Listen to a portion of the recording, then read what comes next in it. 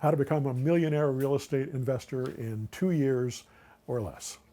Here's how you do it. Start using the for rent method, flipping lease options, just getting chunks of cash coming in so you can have money coming in on a regular basis. Once you have that money coming in, then you want to switch your strategy so that you can start keeping your properties.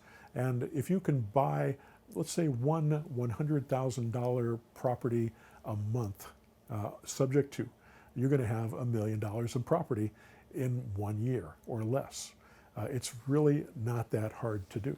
I've had so many people do this. I've actually, I took one of my students, put him in to a conference room, and I worked with them, and they started making offers, and and our goal was within 3 days that he'd have $1 million worth of properties.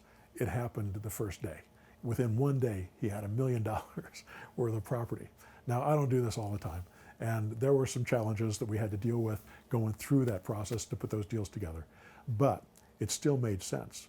And as long as you can get the cash flow that you need and the income that you need from those types of deals, there's no reason that you can't put together something like that in a year or two and have $1 million in real estate. Now, it's not all going to be equity.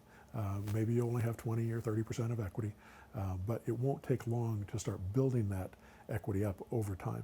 And as you keep flipping properties on top of that, because you're going to be coming across a lot of properties when you're doing this, and you're flipping properties, you're going to be starting to make a lot more money every month so that you can do this full time, or maybe do it part time and don't do anything else, or do the things that you love, which I think is kind of the goal here. You know, having the life that you want, not just going to work and doing the hourly thing. Do a business. You'll make a lot more money, and it'll be a lot more fun in the long run. Get an education. Do this right. Invest your money wisely. Don't waste your money on deals that aren't going to make sense. Make sure you know what you're doing. They say it takes money to make money, but if you can't make money with no money, you probably can't make money with money.